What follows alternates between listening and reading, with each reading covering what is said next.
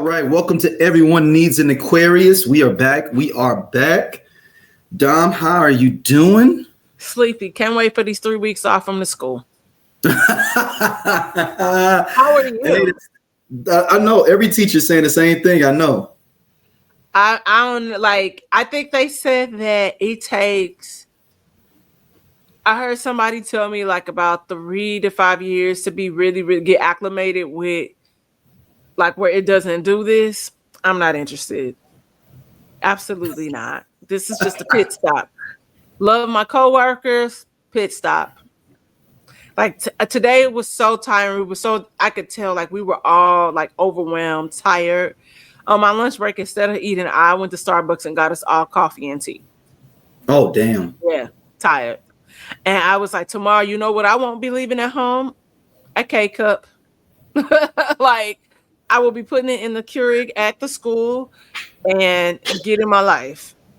Absolutely not. This is BS. I don't want to be like, and that's why I knew. I was like, I just stopped answering questions about going home because I was like, I'm only tired. So I mean, it's just the end of the year, man. We just tired people, man. It's in general. I'm tired.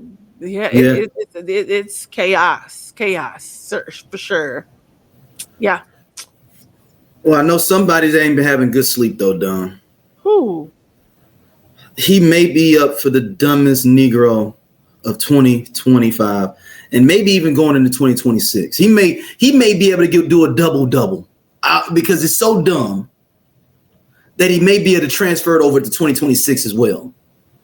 Ooh. And that is Sherrone Moore, the coach of the Michigan Wolverine, or ex-coach of the Michigan Fighting Wolverines. Oh God. This brother, so everybody's by this point, it's been going on it happened all right after our last show, which pissed me off.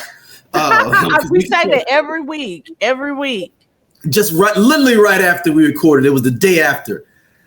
The thing about everybody's talking about how he is dumb, all these different things. But I want to talk about how ridiculous the story was that I didn't believe what I was seeing when I was seeing like reports. Because it's like, that ain't real. And it ended up being real. Like, that ain't real. Damn, that's real. He pulled he did. She was pregnant? That's not real. She had an abortion? That's not real. Let me check this out. Oh, ESPN reporting that? What damn. Everything that y'all saying is correct. Is it? This okay. Is the TMZ report. Okay, so for you, why does it feel like it's not real? Like, or is it because no one can be that dumb, Dom? That's why. Do you think it's that men can't be that dumb over coochie, or like what are your thoughts? No. I'm saying that, and of course I know. Let me get this out the way first. Of course, coaches have been cheating forever. People cheat, whatever. But the idea and the train that he went down. It was like he didn't know it was an exit ramp. It was exit ramps that he could have got off on. And he just like punched it. It was like, we just gonna run. So it was like things where if I told you those things that were happening to a regular person even, you'd be like, you lying. Let alone a top 10 job in the country for college football going through something like that. That's what I was saying. I didn't believe it. If I told you that with a regular person, I was like, man, it's my boy Tony, and all this stuff happened, you'd be like, quit lying, D. And Tony could be working an accountant. Listen, niggas lose their mind over coochie every day, B. So we're gonna play one video in a minute of the guy that was he released this early, but they had been talking about it in Michigan since September. But this is where it made him even dumber. The University of Michigan told him that he didn't have to fire her. He just needed to move her or fire her. Like move her. We know that this relationship was going on. Michigan was trying to keep it funky with him. We know this relationship is going on. You can either transfer her or fire her. What this dumb nigga do? He gonna fire her. The person that's got all your bones. You need to get her transferred at the minimum. He didn't know that you couldn't do that, but he wanted to stay with her and be with her. And I'm like, dude, that's how you know you're from this Riley, Kansas is where he's from, Riley, Kansas. And you have no game. You ain't even got White City game. You got country game. And no, I ain't even, you know what? There's some country brothers that got game. You just ain't got no game of life. Now, is it true that his wife was aware that he was seeing this woman? I don't know about it. May be at this point. Damn near ain't even think it's because the last 6 things I thought weren't true. I mean, it's been a lot. Every day, like I told you, it's like every day it's something. The dude's going to jail for this. His career is over. What I want to know, I it's tough because like being, I feel like people believe that I don't like men or whatever. It's not true because I'd be like, are y'all all right? Especially because some of the stuff we're going to talk about later. But I really want to know, are y'all all right? Because what be going on in y'all like feeble brains? Like I just don't understand. Because, and it's not for me to understand. Like as much as I want to understand as an Aquarius, because we got to take it back to who we are, because this is a podcast. This is pop culture through the gaze of 2 Aquariuses, a male and a woman, Aquarius, female. And I don't understand it.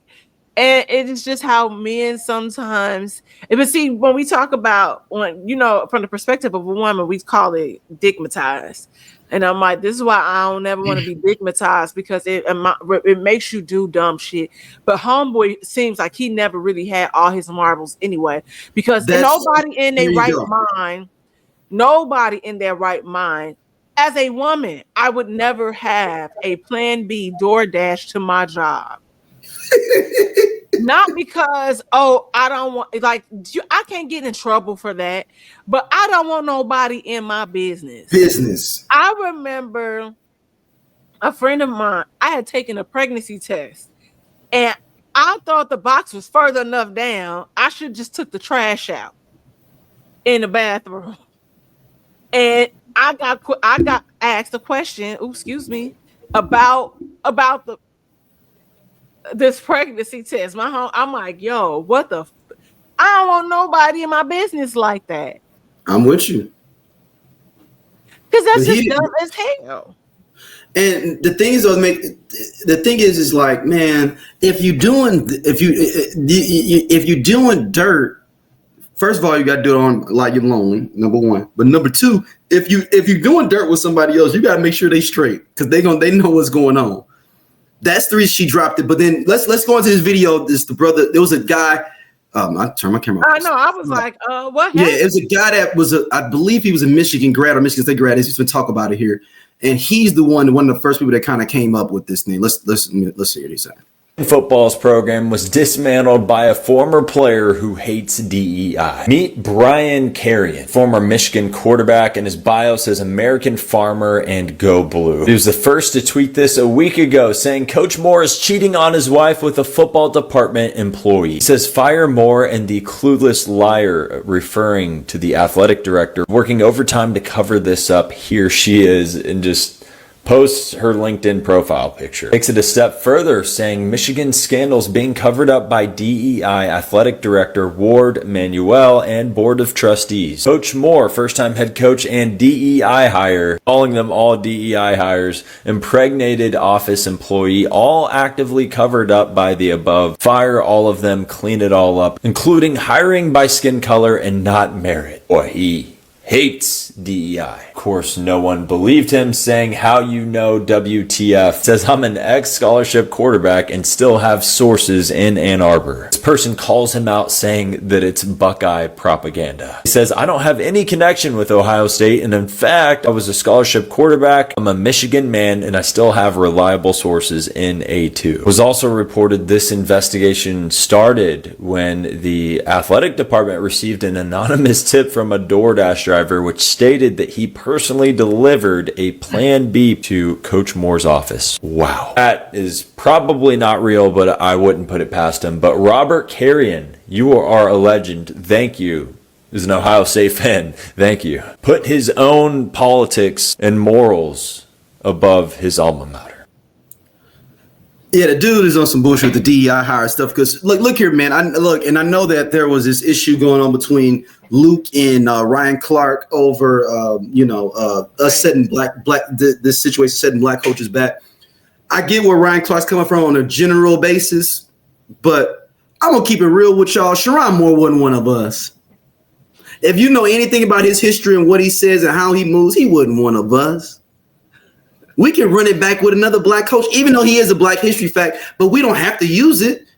Just run it back with the Virginia coach, y'all. Hire him. We got the real gangster coach at Syracuse that be out there talking about he can't even go to bed. His wife won't even go to bed with his wife because he lost the game. And the next coach got to have a black wife too, Michigan. I'm sorry, it's got to happen like that. I mean, but isn't there franchise that school kind Not of franchise, university? Yeah, well, look, I said what I said. No, it's university. It's university.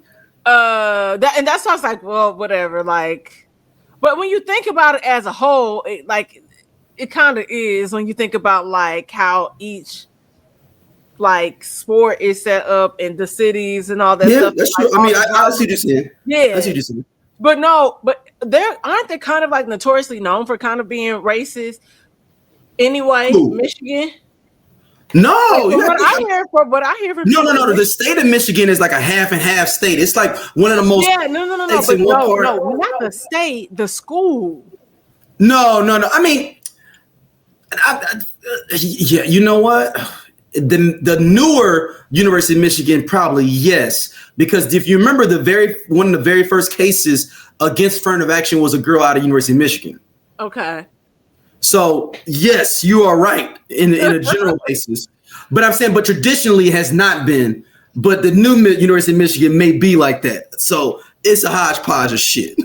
And I have another question. So was that not true that in the previous coach contract that they had to hire him? It was yes and no. It was very, very it's supposed to have been in there, and that's a lot of coaches like that. It's not just him. People have coaches in waiting and those different things like that. But the thing is, Michigan wanted to get rid of this nigga. They wanted to, and he ain't even smart enough to know. Like he got fired. He got fired for cause, Dom, which means he don't get his $21 million payout. You can fire me all you want to, but you're gonna pay me. This idiot set it up for that they let him put himself out the dry, so they didn't have to pay him. So now that money that they was going to pay him out, they can go pay and buy another coach or another school with that $21 million. True.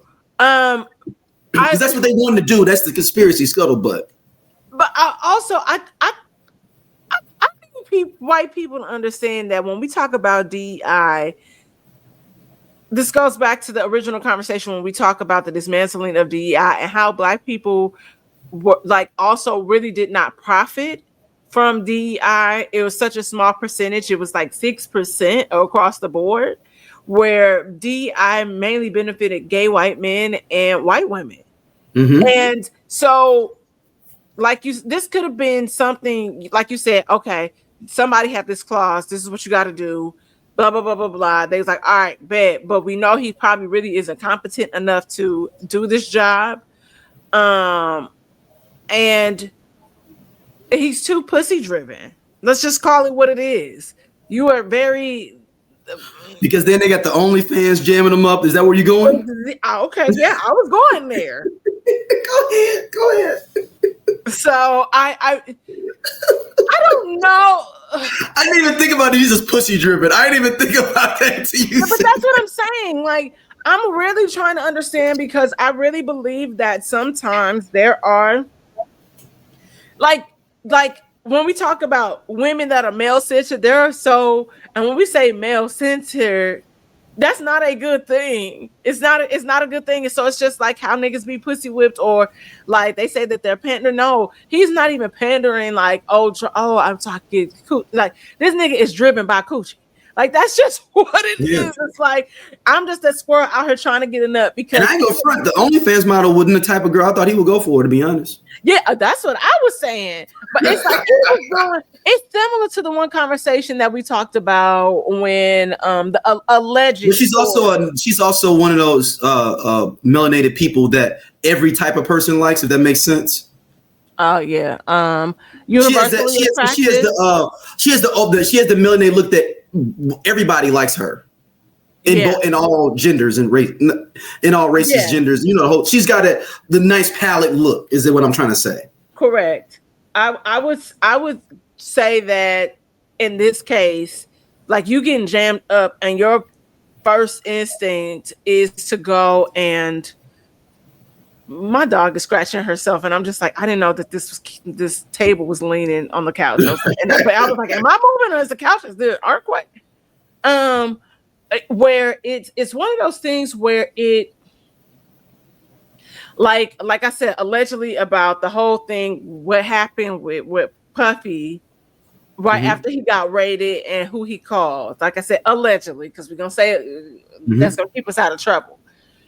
Your first, okay, I got a wife at home that I probably really should be having that conversation with about what's happening next step, because I done did XYZ, and you go send an OnlyFans chick a DM like what's up? Really? No, he'd already offered her season tickets before all he got jammed up and stuff. Right, but when he was in Houston. Like you said, he gets right out of jail, and that's the first thing he does. It's almost like he did. She already released it a couple days before.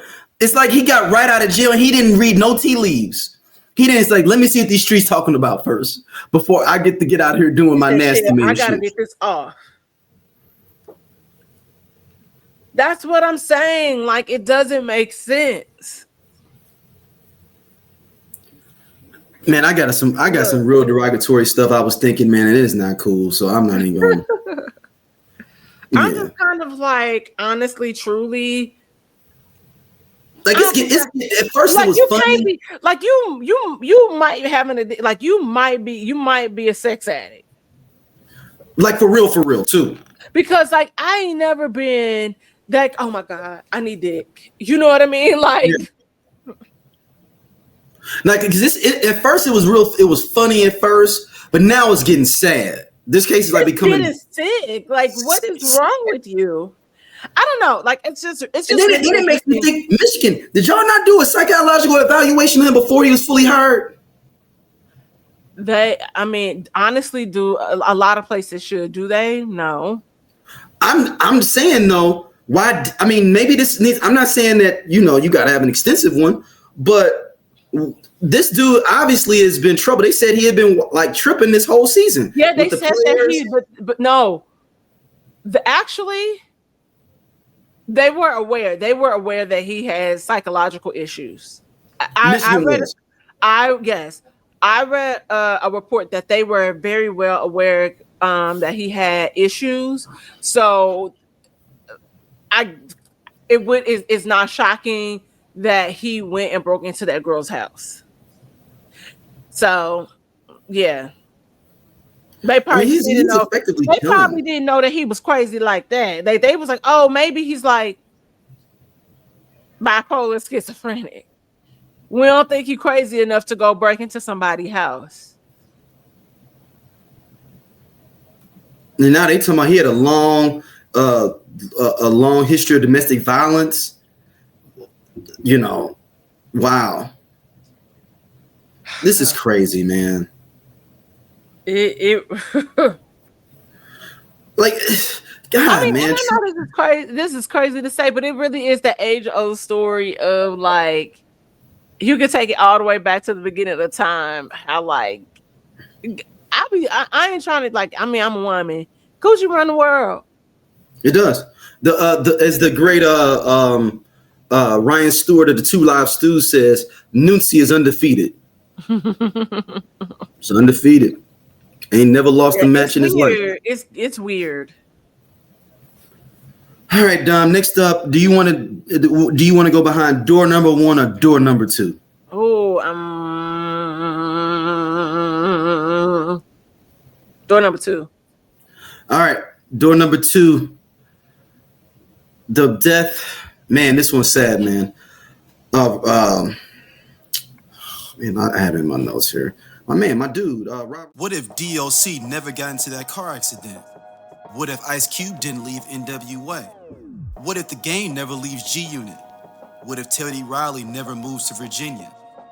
What if we got that J. Cole and Kendrick album?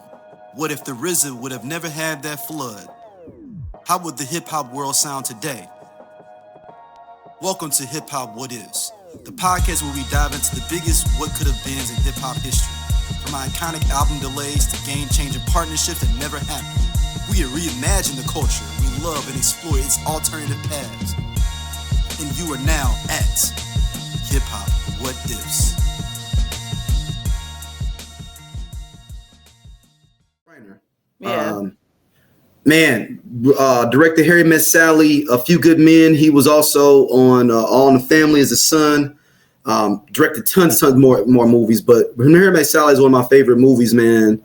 A Few Good Men. I mean, He also did The Princess Diaries. He was in The First Wives Club. Oh, he was? Mm-hmm. Oh, snap. Hold on. That's something I didn't trip off of. So he's the original one from back in the 80s. Mm-hmm. Oh, No, wait. No, I thought it was the The Princess Bride. He directed 87. 87, and then First Wives Club. I think that was the one with Diane Keaton. First Wives Club. Oh, that was 96. Okay. Yeah. I was like, no, it was that one because I could see him. Yeah.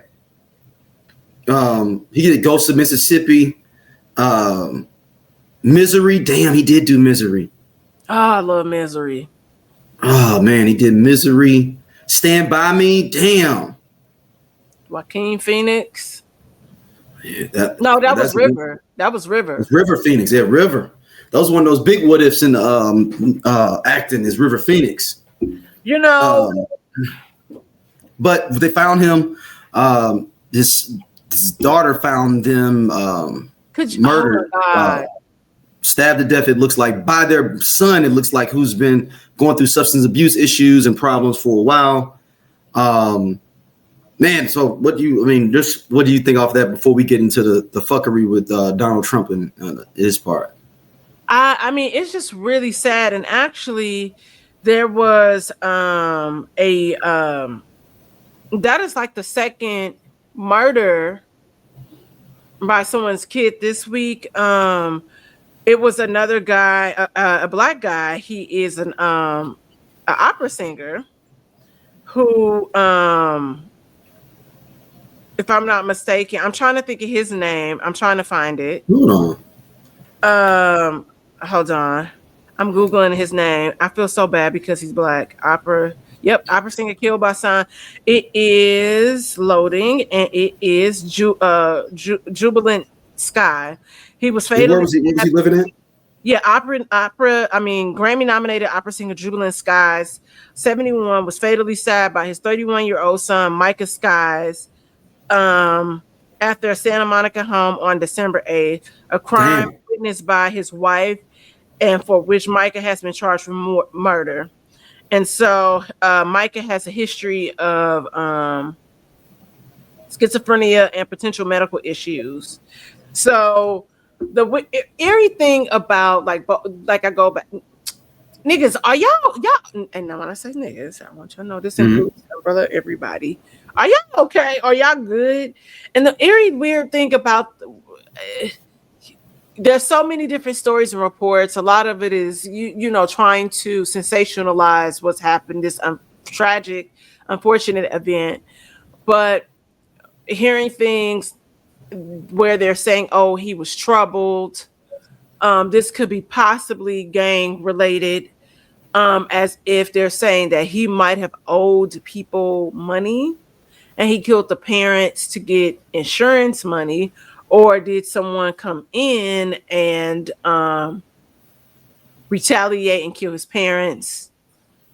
I don't think that's true. I think it's the latter. I think that he has had a history of homelessness all over the country, from being in like Miami to like Oregon and other places that he's lived. He's suffered homelessness. He's been in and out of rehab. I think they said like 17 times. And the son, the Jubilant son. This is. I'm sorry. This is going back to Rob Reiner. Rob Reiner. And yeah, they even did a documentary together and stuff too. And they did a documentary together. And so I think at some point, parents have to cut the cord because they feel like they're enabling their child. And I had a coworker at my last job whose son was an addict, and so she tried to get him help so many times, and she had to cut the cord. And unfortunately, he passed away. They found him on Skid Row. But it's one of those things. It's kind of like you have to release it because it will start to, as much as you want to do for your child, because it is your child, you want them to get better. At some point, you have to take a step back because this starts to also control your life. Mm-hmm. And it's crazy. Like you have these which is kind of like, I'm not going to say it's normal, but it's kind of common in Hollywood, where you have somebody that's like this very successful actor and they have a child that's very troubled, likely because they just have access to so many different things. It's where you're chasing something, not sure of yourself, where maybe from time to time, like the average kid like us, we're able to dabble in different things until we figure it out. And maybe your parents want you to have it figured out the gate, which also isn't fair, but not putting that on the parents at all. But it's just really sad. And like you said, for the daughter to come to their home and find them, and immediately she said that she knew exactly immediately who did it. Yeah, and apparently they got into a fight at Conan O'Brien's holiday party the night before. And they said the neighbors had heard them fighting all this week or something like that too. Mm-hmm. So it's really unfortunate. It's so sad. It's so close to the holidays. I could to find your parents like that, it's just traumatizing. Like that girl will never be the same. Yeah. And she immediately knew, like, and that's the sad part is that she immediately knew who it was. It was like, man, it's him. And there's like, I'm reading reports that like he stabbed them, because they always say when somebody is stabbed, like it is somebody is very likely to somebody that you know. Passion. But like for they said that their throats were slit. Ooh. Like you, what the hell is wrong with you? And like, but also on the flip side of that, it is like they're they're painting this son just like he was troubled. Like we don't necessarily get that afforded that same story. It's just like this person is. Are you hearing that? Did you hear that? I'm sorry. Go ahead. Okay, maybe it's just on my side. Yeah, so it's just crazy. It's just sad. It's just sad. And then like even to make matters worse, you get Donald Trump that gets online and read a statement because you don't want to send it to me. Read a statement if you got a chance. Okay. Let me pull it up.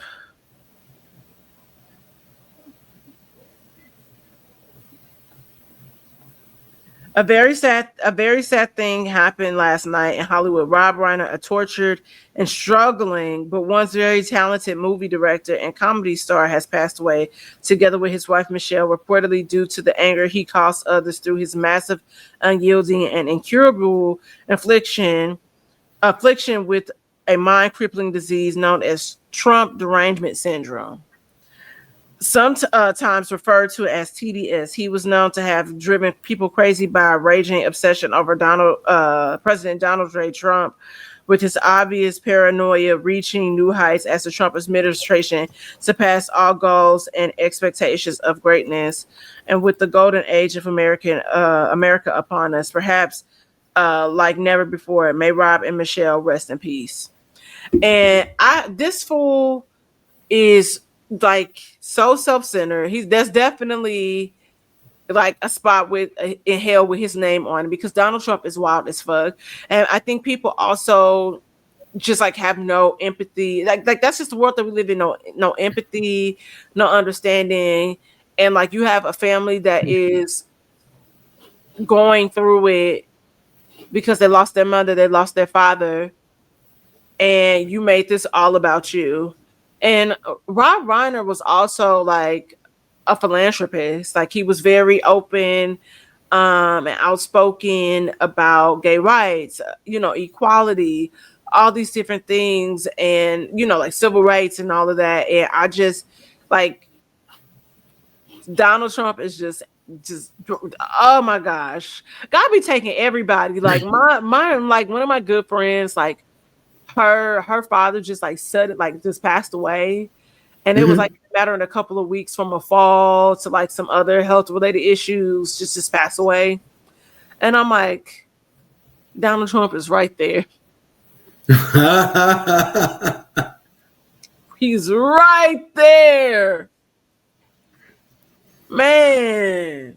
I just don't know how people defending this anymore. Like those. That's how you know that those Trump people, the people that are like hardcore MAGA, or people that want to grift into MAGA, that they're that they don't care anymore.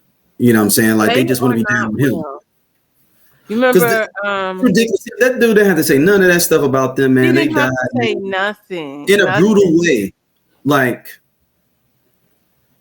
man, like he's not well. He's not well either. Like none of them are well. It's just really sad. Like I know, like every person that I've spoken to, and when it was announced out here, that they found 2 people, murdered inside of Rob Reiner's home. Well, again, we talk about the sensationalism that has become news. And so it's like, okay, he could have been renting a house, like somebody could have been renting this house, or, whatever. And then, but I just had this eerie feeling. I was like, that's going to come back, and it's him and his wife. Oh, you had a feeling already, huh? Yeah. Dang. It's bad. And he met his wife on the set of, I think her name is Michelle, met his wife on the set of Harry Met Sally, and he redid the ending because of them starting to fall in love. Aww. He rewrote the ending. The ending wasn't supposed to be like that. That's so cute. Yeah, man. Yeah, man. And man, it's just weird times. It's just tough. And it's so important for us to have like outlets that bring us joy, that makes us, happy, and whatever that is. Go for it, man. It's just so important. All right, so I was explaining to you how there's a small war going on outside. As the great Prodigy said, you can't escape from, and these are the conservatives fighting each other. These streets been took, and there is now a battle going on between people within Turning Point. Some conservatives, it's a lot of different wars going on, even within the Democrats too. But now we have Candace Owens battling Charlie Kirk's wife. Now they beefing. So Noisy Bystander had the best recollection of it here. They've been beefing since that boy got killed. Exactly, but now it's getting even worse. Now she called. I forgot her name. Is it Aaron Kirk? I don't remember. Aaron Kirk, right? Erica. Yeah, she's not Erica Clark. She's now called our names, and now Candace Owens has fired back. So here we go. It's spooky. They're not telling you where your late husband is buried, so go ahead and take the gloves off and start this cat fight. And y'all already knew it was going to be some mess when Erica told her to stop. Candace Spooky, I don't think they're going to tell you where your man is buried, so let the games begin. And the games have begun because Candace took to live stream yesterday and she addressed those little statements about being told to stop. Stop. That's it. That's all I have to say. Stop. But she says, I'm lying. And Eric responds, and her answer to what do you want to say to the podcaster Candace Owens, who is lying, is stop. So Erica would like me to stop lying. And I would like to honor that. Okay. I can only honor that if Erica is more explicit in terms of what I have lied about. And mind you, before Candace made her statements about Erica, she did preface that this town hall meeting that Erica Kirk is doing with CBS News isn't scheduled for a couple of days. And that those questions that Erica was answering, they were pre-recorded, and that Candace had people in the audience who gave her footnotes about how that town hall went before it aired. And that Erica was asked a series of different questions and gave a series of different answers to get the best soundbite. Basically calling old girl scripted. But Candace really lays it down when she tells you how she thinks Erica is. It feels elite. That's why I hate this. It feels elite. It feels like the opposite of whatever turning point felt like when they were the underdogs, right? This entire presentation is elite. I'm on CBS stage with pre-fucking questions and Barry Weiss, and I obviously have rehearsed this answer because I got these questions ahead of time. Ooh. I obviously know I'm going to get asked this, so I'm going to do I don't even and this is a fact. You can ask anybody who's ever interviewed me. I never ask for questions ahead of time. I don't want to know. I don't want to know the direction it's going into. I never give them anything. I never say we can't talk about this. I think it's off record, because even getting questions ahead to me, preparing answers feels fake and gay. Oh, Erica girl, I told you yesterday, you need to. Did she say fake and gay? It's just an old term that people would be like, man, that's gay. Like, you know, like this. Why is that? That's just random for her to bring that back in 2025. Like, it's just what you got? What you got, Don? Because I'm loving this, and I'm loving this infighting with them. I'm loving it. I just want it all to burn and crumble. Just like, we are watching this like in real time. I just like, I'm not trying to be funny. I don't know how Erica Kirk is still a thing. Like, next topic, like you are trying to, it's like Andrew Caldwell had maximized his 15 minutes of fame. Oh, he more than maximized it. And it's like, he had a job for 3 or 4 or 5 years on radio here because of that shit. Yeah. And I think to be honest, it really, she's trying to capitalize and profit and maximize off of the death of her husband, which again, still strange to me that y'all never interviewed anybody from the crowd. That girl that was like right there. I think that's really weird that we have no interviews from nobody that was there. Okay. Strange fruit to me. I don't know. I'm just kind of just like, what episode of the Twilight Zone is this? Because this I am overwhelmed in the most underwhelming way. I'm tired. I'm sleepy. Yeah. Yeah. I'm just, I think it's funny. I'm not gonna lie, man. Them fighting like this I'm trying to come up with like a very, very educated and thought-provoking way. It's funny because there's nothing that needs to be educated, thoughts, or anything thought-provoking, because it's just silly. Yeah, it's like to give you some deeper background. Candace Owens said she had a dream that it was these beekeepers or something that was a part of the plot to assassinate Charlie Kirk. It's a deep rabbit hole this woman is doing, and now. Can I step back to the old conspiracy 2005 D for a second? Okay, go ahead. This is. What if Candace Owens was set into the Conservative Party and help burn it down? I always say that's what needs to happen. Somebody has to. I don't know. I have no proof of this. I have zero proof. But also. Because think about it, she was a Democrat at first. She's a part of NAACP, and then all of a sudden she grifts and flips, and then she gets inundated, and then everyone starts trusting her, and now she starts wilding out on them. She's going after Trump too, going after our Jewish brothers and sisters. Well, I don't agree with that, but she's going after everybody now that you're supposed to be down with. But also, my question is. What was her, there's always been these conspiracy theories about what her relationship really was with Charlie Kirk. Right. That's why Noisy Bystander is saying your man. Yeah, I'm like, because you ain't gonna find where your man buried at. Pictures give more than best friend. Yeah. It gives more than best friend. That's my homeboy. That don't get at. Them pictures don't get at. Yeah. But no, it's just fun. That's just my conspiracy. I have no proof, everybody. Look, there's zero proof from me. I don't have any references, no bibliography for it, no nothing for you to be able to prove it. Just a thought that came to my mind. That's all. That's all. All right. Next up, Dom. You know what time it is.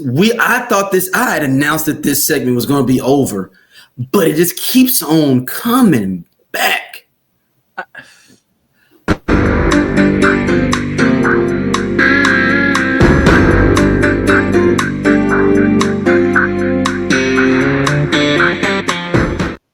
I think we kind of need to change that picture now to his mugshot. I was thinking about that as it was going this time. I will have it changed by the next show. We might need to change that to the mugshot.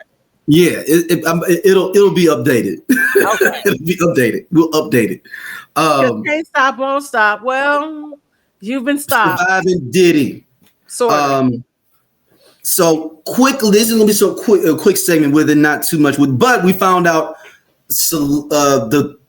how the Netflix actually got the recordings. When we did our Surviving Diddy live, you can go check that out on the page. But we discussed damn, how they get it. We thought maybe they didn't pay the cameraman, but allegedly there was a cameraman working with Diddy for 2 years, and he couldn't do it for a certain couple of days. Paid a third party or someone he was cool with to do some of the filming. Then Diddy goes to jail, and then they sold it to Netflix instead of just waiting for Diddy to get a chance to get after the footage. Am I correct? Correct. What you got? So it would be so because the cameraman came out and said, I didn't sell the footage. It was these other people. So, I mean, could he turn around and I'm interested. Was there a contract? Because is that a breach? I think it was probably on some. It probably wasn't nothing signed. It was probably on some hey man, can you run over there and do that? I got to go to my brother's wedding in Cancun. Can you go do this for a couple of days for me real quick? I'll pay you $500. I mean, or whatever. Yeah, amount. And maybe he never somebody's probably cool with it. And maybe I would think that if I'm sitting on this, or I have copies of this or whatever, because I would assume that the person would make copies and then pass whatever back to the person.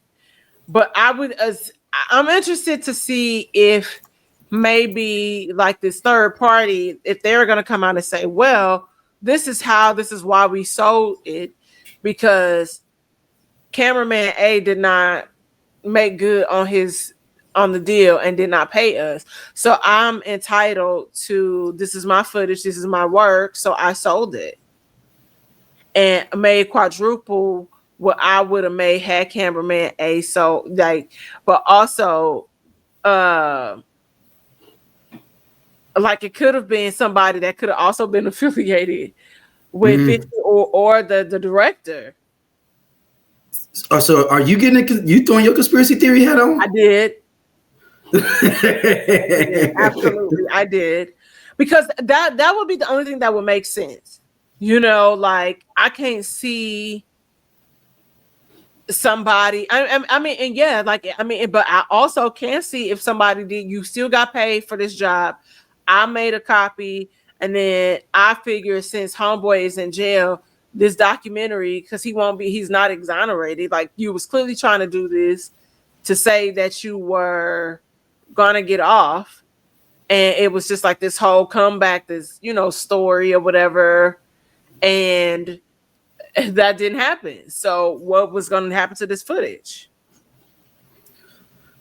Yeah, it's just messy now, and it's the genie's out the bottle now. It's too late, as they say. I mean, also I'm not trying to be funny. A lot of that footage, I'm yo, y'all didn't have tripods. You don't know how to have a steady hand, because some of it was just so shaky. on your phone, all of that. That's what I was just like, what the hell is going on? I'm Doja. They sleep. Yeah, we part of Just Posted Podcast, man. The best show on this network.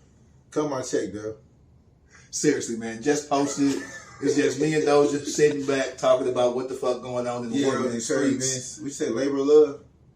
He said labor of love. I ain't say that shit. Shout out to, you know what I'm saying, everybody coming to watch, though, man. We really appreciate y'all. Holla at y'all later. Hey, man, this nigga just tall for no reason. I'm gone. And he do regular jobs. Don't forget that.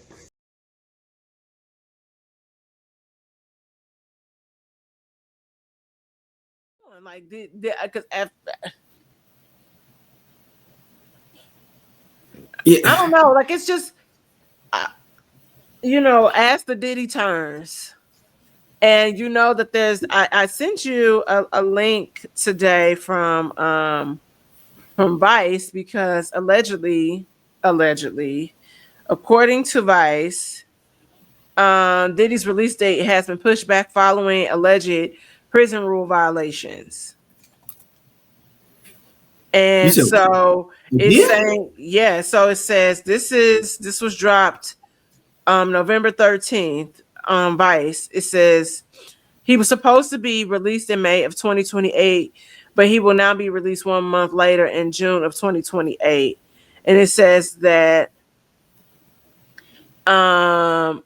this comes after the hip-hop mogul was accused of prison rule violations. The former Bad Boy Entertainment founder is currently behind bars at Fort Dix.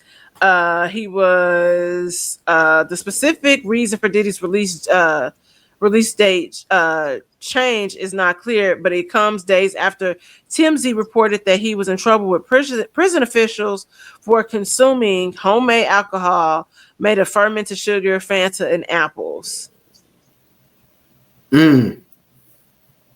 So yeah, I remember Diddy, but so he gonna get out, man. It's whatever, man. With that food, man, the damage has been done though. The damage has been done though. But this is last before we jump out of Surviving Diddy. It was interesting. LaRussell talks about when he Diddy invited him over his house to write for him. It was a very very interesting, poignant thing he said about his interaction with Diddy. Diddy crib a couple years back. He invited me to the house. And after I left, I text Charlamagne and God and I was like, Diddy need help. And I went on a long ass walk because it just like bothered me. And I was telling my daughter's mom, I'm like, man, it's like seeing a superhero with their cape off. Like he's sick and he don't have no one around him that care enough to help him because they all benefit from him being him. You know, like when you a Diddy, like when I first walked in, there was a nigga like, man, it was my dream to be an intern for Diddy. And I was like, yeah, he never gonna like tell him the truth, you know. And we was in there and he had asked me, he wanted me to write for him and he played me like a record. And he's like, what you think? And I was like, I don't love it. And the room was like, and I was like, I knew then, like, oh, what kind of room I asked you was him, I in? said, you don't hear that a lot, huh? But it's like everybody around him was complicit. No one wants to tell him the truth and be honest with him. And that's something that I felt and sensed while I was there. And I could just see, like, it was just a dis-ease and an energy in a space. Like, he wanted to be cool, but he just couldn't. Like, it's just like, you know, when you living with all that on you. And we had a little moment, like we was walking to the studio and it was just kind of me and him. And I was like, man, you've accomplished everything. What do you want? And he looked at me and he was like, man, I just want to be able to breathe. And I was like, damn, like I felt that, like I resonated with it because I've had moments in my journey where like that's how I felt. And I was just like, damn, like it fucked me up leaving because I'm like, he gonna crash it. Like I could feel it, you know. You could feel when somebody's just like not okay, and he didn't have nobody around him that. Like I got niggas around me who would be like, bro, you wrong, you know. And that hasn't always been the situation, but I'm now in a position where it's like I can only go so far down the wrong path before somebody stopped me. He didn't have that. You feel me? Like and just me saying I don't love this record showed that like, bro, y'all can't even be honest about something as simple as this. Y'all never gonna tell them hey, bro, you gotta slow down on that. You feel me? Like, and that's vital and important. But I seen it early, you know. And it's funny because literally after that, I had made an album called 8 Hours in Brooklyn, and I wrote a song called Diddy Did It. Back then, this is years ago, and like not even, you know, just because I left there and I was like, I remember I was like, whatever they say this nigga did, he did. You know, like that was my stance. And to see all this unfold. All right, Dom, what'd you think? That's true. I mean, we talk about that all the time, especially when people are in positions where they are famous, they are financially well off, stable. And I always tell people, like, sometimes the worst things that can happen to somebody is the company that they keep. They always say that, especially when you become rich, famous, and we've seen it happen to like a lot of people. And I'm like, the people that are around them are people that are more obnoxious than the celebrity themselves. In Diddy's case, not so much, because everybody is complicit because they don't want to get beat. They don't want to get cut off. But I've seen been around people where it's like, what the fuck is wrong with you? Or, you know, like, or who you, you know, like kind of like who you talk to. I'm like, okay, you're a weirdo, you're corny or whatever. And you only like popping because like a proximity to your homeboy or whatever. And it'd be a lot, like I said, like a lot of times to be men, like men be bigger groupies than women. We say that all the time. But it's I mean, he didn't lie. Did he do it? He did. Yeah, he did. Like you said, whatever they said he did. Yeah, that nigga did that. And it's just one of those things where when you are grounded, when you are aligned, when you walk that path that is that's for you, and you have a sense of awareness, anything that you see like that, like immediately is going to, your antennas are going to go off and your discernment is going to kick in. Yeah. So, you know, and that's a lot. And like he said, everybody was just like, I can't believe you said that or whatever. I'm not putting my name on no whack shit. Just because I say I work with Diddy. And LaRussell, that wouldn't even do nothing for him because he had already got it out the money, did everything he needed to do on his own. Like that wouldn't be a person that he would need to be affiliated with anyway. Yeah, that was it was poignant. It was very compassionate from LaRussell actually. Yeah, being like, he was like, you know, I mean, he didn't discuss any of those other things he did, but like, dang, like, dude is literally trapped in his own kind of prison, his own personalized prison. You know, personally probably made on his own. You know, that's what I was gonna say. He did that to himself, though. Yeah, did it to himself, no doubt. But he was looking at it from the outside, not maybe knowing all these details as well. And it was interesting. That was interesting from LaRussell with that. Yeah, that's somebody else that is getting too old for this shit. Trey Songz, break this down for me. What's going on with Trey Songz? I have no like. I got a video for it. Hold on, I'm gonna play this video. Let's see the video you sent me. Let me see. Okay. Let me make sure. Let's see if this brother. The last time you heard good news about Trey Songz. Well, if you're looking to hear some good news, this is the wrong place and the wrong time because I have bad news about Trey Songz. He was arrested for allegedly punching a nightclub worker. Needlessly irate R&B singer Trey Songz arrested after allegedly punching New York City nightclub worker. R&B singer Trey Songz was busted for punching a Manhattan nightclub employee in the face in a tantrum over being told the spot was closing, prosecutors said Sunday.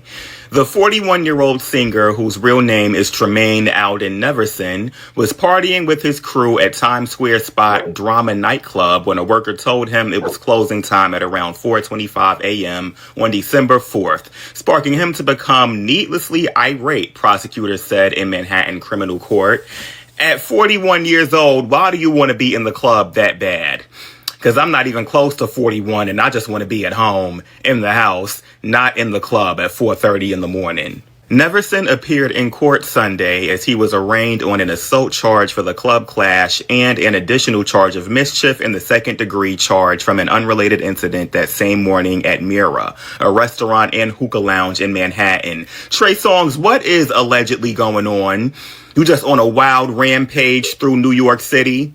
That early morning incident saw the slow motion singer allegedly break around $1,500 worth of restaurant property, including hookahs, DJ equipment, and sofas, according to the complaint against him. How old is too old to allegedly be throwing temper tantrums? Is 41 a little past that age? Let me know in the comments.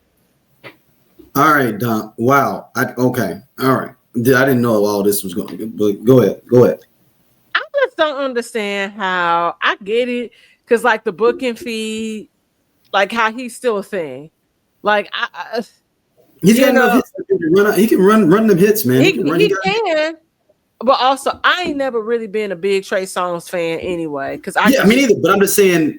No, I'm not. And that's not me. I like one album. I liked one album, and I ain't like an album. I got singles. So you think you're better than me? No, we are different styles and stuff, and you younger than me. Okay, because you said it. I don't got blah blah blah. Like no, I mean it's a running thing, man. You know, you got all the younger people stuff.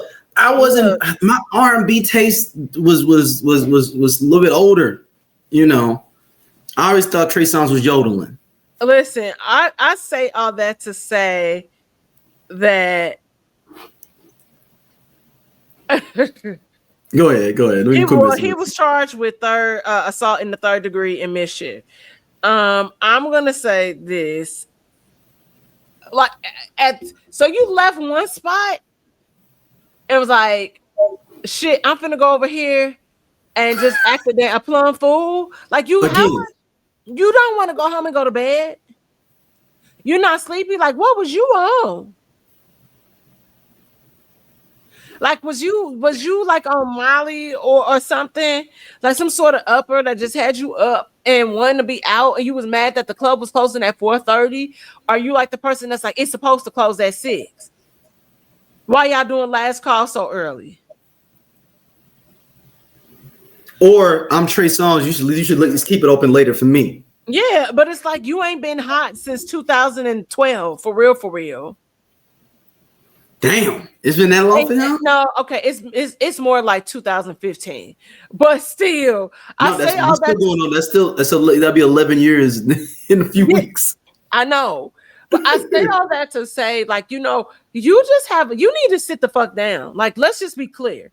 You need to be at home sitting down because your rep is like this. Like most deaths say to Tay Diggs and Brown Sugar, because your rep is like this. Right. You out here sexually assaulting women when it's women that will willingly sleep with you. Mm-hmm. Multiple accusations against you.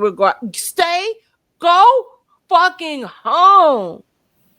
Nigga, if I had your and like he probably don't have money how he used to having to pay all these lawyers and court fees and settling with people. I'm not leaving the house unless I'm getting paid. You need to that needs to be your motto. You need to be sober. Go home. Do the work. Go home, Roger. Seriously. Go home, Tremaine. Yeah, go home, Tremaine. This is you like this. Like, I was hoping every year. Honestly, I thought this would be Chris Brown, to be honest with you. Everybody says that. And it's funny. I wonder if there's a point you get to. We talked about the same thing with Diddy. Is there a point you get to? You start looking around a club and none of your peers are in there with you, and you're like, "Well, nigga, I don't need to be here either." Or do you never get there because you're constantly thinking, "I'm young and I'm still out here." Some of my peers just ain't hot no more. They ain't in the streets like me. They ain't outside no more. But Trigger Trey is though. But I thought Chris Brown would be the one. I ain't gonna front. But then, and then I'm seeing something when I searched his name on Twitter. Some old tweet came up saying Tiny is asking y'all to donate $60K to Trey Songz bodyguard to bring him back to the States. He was arrested protecting Trey Songz. I'm like, it's always trouble surrounding you. Why is he donate? Why is somebody else trying to donate 60 grand for? Isn't that Trey's This job? also was a couple years ago. But isn't it's that just, Trey's job? That's Trey's people. That's Trey's is. team. You need to take care of that, buddy. Why are you? I'm just like, this is ridiculous. Like, think about it. Daryl, we've had this podcast, for like 4 or 5 years now? Yep. 4.5. Every year, multiple times throughout the year, there's a negative story about him. There's nothing positive. No, I mean, he can't be getting the same bread because I be seeing him perform, and there's nothing wrong with this. He went from stadiums. He's doing little club performances, like straight up regular club walkthrough performances. That's what I'm saying. But that's the only reason he should be leaving the house. You should be working on and I don't really give it, like I said, to a damn. But if I'm your manager, I'm like, hey, you ain't had a hit album, a platinum selling album, or whatever. You got a lot happening. We need to focus on, and I'm not gonna call it a rebrand, but you need to sit your ass down. Sit down. Let's just put music out. You at home, make a couple music videos if somebody pay you, but don't go do stuff on your own. Because every time you leave and you're left alone to your own devices, you are in trouble. Ooh. You are. He hasn't dropped the album since 2020. Damn. And for general R&B artists, that's not a problem. But for someone that's trying to be popular all the time like him, that's a long time. That's a long time. So I'm just go home. I mean, he's a father now and stuff, and that's what I'm saying. Like, go home and be, go be a dad. Yeah. Yeah, you shouldn't be out. And like I said, I'll just never forget, he's supposed to be the reason why that whole thing happened with Floyd Mayweather boy. That killed his wife and then killed himself. Can you? That was one of his but she was the girl on the TV show. Yeah. Hit the Floor. Mm-hmm. Terrible show, by the way. Well, wasn't it popular for a while? I don't know. It was just terrible from the jump. Terrible show, by the way. Why was it terrible? It just was terrible. Act like it has taken me a while to really like Taylor Page as an actress.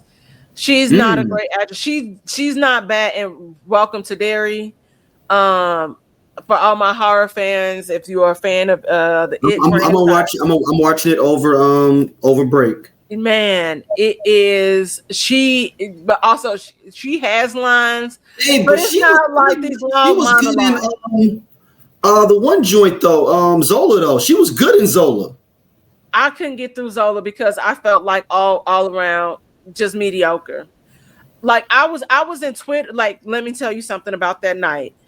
No. I remember reading it when it dropped. That's before I had a kid. I'm like, I will never forget being on Twitter. I was hooked. Yeah, Twitter in real time as that's happening, and you pulling down, waiting for Zola to refresh and get another tweet. Mm-hmm. I feel like she really didn't capitalize. If we talk about where Taylor is capitalizes, but she was already in stuff, but when that movie dropped, that girl back stripping. You should. I don't know how you back at the strip club. Oh, talking about at the end of the movie? No, Zola present day still be stripping. Oh, I thought she got some paper. For that script.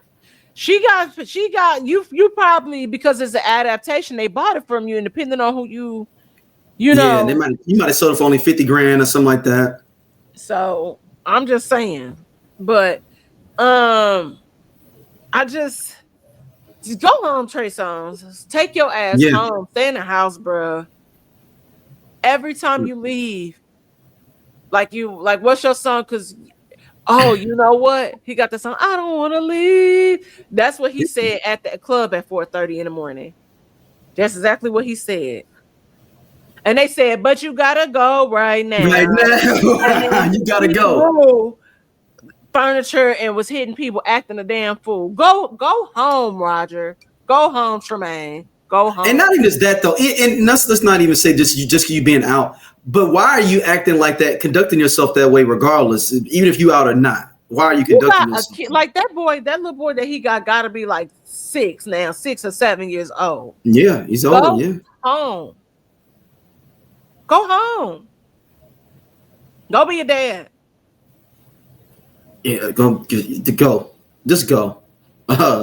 So lastly, as we before we go to our last topic, which I think is going to be you've already said that you're going to have a different perspective on this last one. I'm going to give a shout out to St. Lunatics, who are dropping a new album produced by St. Louis's also owned Metro Boomin wants some more, nigga. Yeah, I'm interested. Ali won't be on it before people start to get asked. Ali's not gonna be on it. It's only gonna be Murph, Nelly, Keywan, City Spud.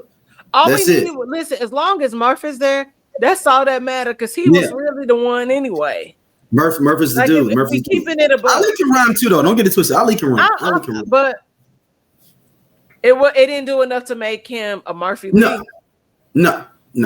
We like breathe in, breathe out. You know, we can do the chicken head and go and let it out. Like that's cool. But let's be for real. That's dope. Lee. But that's what Metro Boom. That's what I've been wanting Metro Boomin to do. Like, I know you got your stuff popping ATL, but you need to come back to the crib and do some stuff for the crib too, though. Yeah. You know, especially when he did the album he did, like, what was like supposed to be a summer ATL album that came out this past summer. And I'm like, dude, no. You need to come back to the soil and do some joints up here this way too with some cats too. Is Jaquan on a song because he been touring with Nelly? I mean, that'd be dope if they got Jaquan on there, Chingy, throw on Reggie, aka Shorty. Yeah. I'd make it a St. Louis extravaganza. Does your chain still hang low? Like, yeah, I know where Jibs is at. My little brother used to hang. Where Jibs at, and then unfortunately, baby Huey got killed. But Huey passed away. Yeah. That's still crazy. And that was a crazy. Even how he this. Go look it up, people. It's just it don't even make sense. It was literally one of those things of like, you got shot in your thigh and like you bled out and died. It wasn't like a thing of like the shot wasn't fatal in at first. And it's just crazy, man. It's crazy. But all right, last topic. Fawn Weaver is doing a tasting meet and greet, and someone comes up to her that he claims he knew her 6th, 7th, and 8th grade in high school. Let's run the tape on that real quick. Hello, how are you? We're just in the same class in 6th, 7th, and 8th grade. Washington. So I'm supposed to remember you. Okay, can I tell y'all that this man just said, do you remember me? From 6th and 7th grade. Make it make sense to me. He said we were in the same class in the 6th, 7th, and 8th grade. Okay. That part. He's being serious. Yes, he is. Are you being serious? I do not. I'm sorry. No, I don't remember the 6th, the 7th, or the 8th grade. We were in the same class. Okay. Me, you, and well, it's nice to meet you. Yo. Hello. Okay. All right, Dom. Before we go, we're gonna go to our apology video in a second.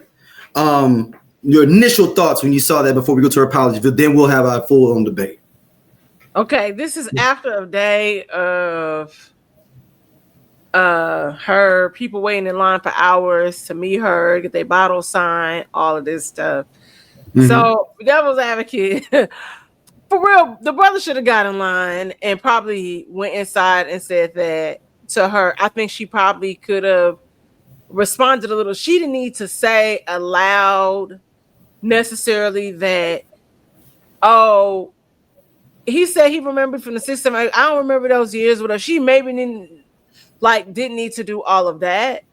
But I would just be like, hey, brother, like you get more flies with honey, and you could have went and did what everybody else did, and he could have just said, oh my God, fine, like we went to middle school together, as she's taking a picture with him or signing. I think it was just the whole setup. It's like you kind of like waited, kind of like not, and I'm not gonna say he ambushed her, but he waited for her outside rather than just going inside. And you might not have bought a bottle, but you might have congratulated her, whatever the case may be, and took a picture and kept it moving. I don't know if it was necessarily something where you had to buy a bottle, because I went to the one for what's their name? Morris Chestnut, Tay Diggs, and Harold Perrineau. Oh, I forgot theirs. Yeah. I have a bottle signed. I haven't opened it. I got that a year ago. I'm letting it age. But they signed it and we took a picture. Now I could have said to Harold, oh my God, I've been a fan of yours since I saw Sable Bourbon. Sable Bourbon. Yeah, no. Yeah, that's what's like Sable. Yeah. Since I saw you in Romeo and Juliet. Or Tay Diggs didn't show up, I was gonna pull him. I'm just letting y'all know. But he didn't show up, so it was just Morris. Morris is married. Harold is married. So y'all, But Tay, you on limits. Like you fair game, nigga. Like the mother niggas is off, but you on. And he said he only dating black women from now on too. That's cool. We can have fun together, do TikToks together. He said it ain't worth it. He said it ain't worth it for him. Well, you got to look. So I'll do your eyeliner and everything. We can sing 25,000. The I Only Listen to 90s Music podcast is a show for 80s babies who were 90s kids. If you were a No Limit soldier, then this is your show. If you believe that Cash Money is not an army but was a Navy, this is the show for you. If you and your friends ever tried to sing a song written by Escape, In Vogue, Shy, or Boyz II Men at a talent show during middle school, this is your show. The I Only Listen to 90s Music podcast is a bunch of 80s babies talking about all the songs and things that we loved when we were kids and teenagers. So if you went to the skating rink and you were at a lock-in, this is the show for you. If you think that Tevin Campbell was the original Prince of R&B, this is the show for you. If you don't understand the conflict between Monica and Brandy, but you're kind of on Monica's side and understand why Brandy got punched, this is the show for you. Make sure that you tune in, subscribe, click the little subscribe link. We're here. We're going to talk about all things 90s music. This is the show for you. 100 minutes together, Seasons of Love. Okay. Brown Sugar is my favorite movie. All right, I'm gonna play her part of her apology here. Yeah. Earlier this week, I broke the all-time record for the largest bottle signing in Georgia history. The bottle was by far our highest price point ever in a year when the spirits market is. Yep, go ahead. She gonna love some numbers, but don't know the numbers and caught up in a scandal. No, I'm gonna get to that. Trading down.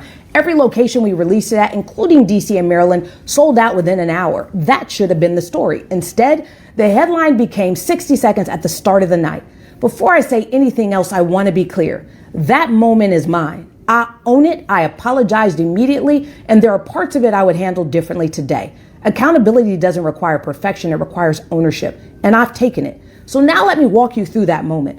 As I stepped out of the car, I was stopped several times for photos. After 4 or 5, I let people know, I gotta get inside. There are hundreds waiting for me. When I turned, a man I didn't know was standing directly in my path, inches from my face, no smile, no greeting, just a blank stare. He asked if I knew him from school more than 35 years ago. He mentioned a middle school and 2 other people. I went to 3 different schools between the 6th and the 9th grade and graduated from a different one entirely. So I was startled. So was everyone around me. Security was close, but I've always asked them to stand back unless I believe I'm in danger. I like to speak to everyone, hug everyone, make people feel seen. So instead of calling security, I tried to move us out of that moment I couldn't fully read, and I did that with a joke. In hindsight, I would have handled that moment completely differently. The joke wasn't meant to embarrass him, it was meant to diffuse uncertainty. I apologized publicly and immediately and asked for his contact information so I could apologize directly. Friends who were with him said he wasn't embarrassed and actually laughed afterward. The video was first posted by a woman who was in close proximity to the exchange with a positive message about how I handled it, how I stayed more than 4 hours, signing every bottle, taking every picture, spending time with every person who came. Then verified accounts commented. Then online blogs picked it up. And that's when the switch flipped. Within minutes, my comments were flooded, thousands of them. Not disagreement, coordination. I was on a plane when I saw one comment that read, "You better get off these comments, turn them off, because we're coming for you." I stayed up all Friday night, not so much as a nap. By the time I arrived at Chats in DC for that bottle signing, I'd been awake for 34 hours. One of the reasons they call me the People CEO is because I respond to every DM and every comment. I always have. So I started clicking profiles. There were numerous accounts calling for me to be canceled or boycotted. The majority had no posts or only a handful, none of them personal. Most were private. Almost all were following more. All right, that's a lot. It's not. Girl, so you, like we said, the number now you in PR crisis mode. Look, like I said, look, we fuck with Fawn Weaver. I had 2-3 bottles of Uncle Dear sitting on my bar right now, right there. So I fuck with her heavy. But she was trying to high side on this nigga. She was trying to high, and the fact that she didn't even realize she was high siding means that she be doing that shit like privately is what I'm saying. Like I did it. She was like, "Hey, yo, peep this out. This nigga right here think he know me from 6th, 7th, 8th grade." That's the way I took it. Or you could have said, "Okay." No, if somebody said they knew you and they knew the school I went to, I would assume they knew me for real. But also, I would have been like, okay, jog my memory. You saying all these other people that I also don't remember. What's your name? But like she said, she ended up getting his contact information, and she knows she should have did that. But it's and my thing is, in this moment right now, you already got bad PR, Fawn. Right now, in this moment that we're in, this past year, or the last, I wouldn't say past year, what was that, 6 months? Past year. Yeah. Right. You've been a time. You gotta be. I'm not saying you gotta kiss no ass to everybody, but this ain't good PR for you right now. Right. You gotta suck it up to a certain extent. Like, if that makes sense. I ain't saying like you gotta kiss everybody's ass and like someone is out of bounds on you, but you should have. I mean, she could have been like, "Oh snap, you went to McKinley with me? Oh snap, dude, good to see you, dude. I'm gonna pop up in there. Hey, come on over to the table, though, man, and we'll chop it up about it real quick. All right." I'll see you, brother. Boom. Yeah, no, just like I said, it's so many ways it could have been. To be honest, I don't think that situation would have went like that had he just got in line with everybody else. I don't think. But my thing is though that she did the whole thing of like putting them on front stage. Yeah, I don't think. But like, hey, everybody. No, but that's what I'm saying. Like, I think the whole thing, I don't think this situation, it would even be a thing had he kind of, like she said, like, you kind of blindsided me. I'm going in. Now but this is where we go back to thinking before we speak and not being so reactive and taking kind of like a quick beat before you say something. And I know she probably had 55 people. She tired of fucking talking to people. I get that too. You know what I'm saying? Yeah. But in this moment, you're gonna have to be different because you under the light switch. I mean, because like people, especially considering that people are rooting for you, you know, and wanting you to win, to succeed, to have this. And honestly, it was a weak ass apology. Because why the fuck you running the numbers if you're supposed to be apologizing? That's what I said. She don't. That's what I'm saying. Like. That's how I knew that whatever she was about to say was not going to be authentic. To me, it made it worse. It did. I'm going to be honest. Sometimes you say shit and you just gotta let it blow over. Maybe she since she answered everything. Tweet through. You know, like maybe we send her this clip and say, we heard that you respond to every DM. Maybe we can help you on a PR front. Well, why was she running numbers? That was a PR thing to be like, hey, I am sorry about that situation. Why are you running numbers about what you've been selling and what you've been doing? Because again, when you don't have a publicist, because to be honest, she probably ran. It don't even look like she was reading something. And I mean, because like, you know, and she might not have been, or she might have had Big View where now they have it where you can have it on the screen, you know, the teleprompter. So it could be that. because it was very polished and like kind of news reporter-esque. If we're gonna be honest. She wrote this out before she did this. Oh, she absolutely wrote it out. That's why I was like, it was probably in big view and kind of on her screen, and it could have been like, hey, I saw this guy. Like, this is just me, like, kind of mirroring what she did. She said, we have XYZ, the biggest this, that. So the clip that's going viral, instead of us focusing on the positive, this clip is going viral of this interaction that I had with this guy.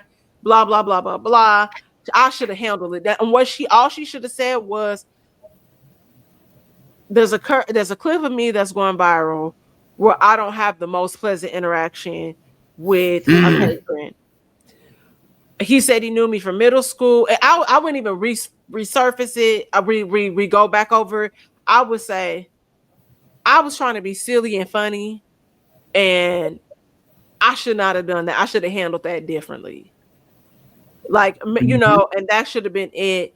And, I have gotten in contact with the person. We've had our own conversation that isn't to be shared.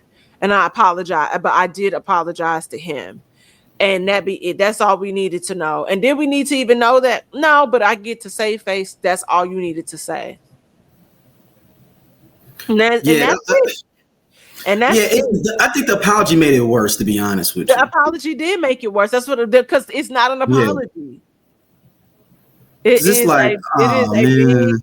is. I said, but she just should have handled it differently. And sometimes, like, we've all been there where it's like, I probably shouldn't have said that, or I probably could have said that a little softer, whatever. And then you go about, like, that's what it is. But yeah. Yeah, fine. I'm still rocking with Uncle Nearest. Like, the story of Uncle Nearest and where she came from, how she developed this whole concept is fucking amazing, man. And shout out to Fawn.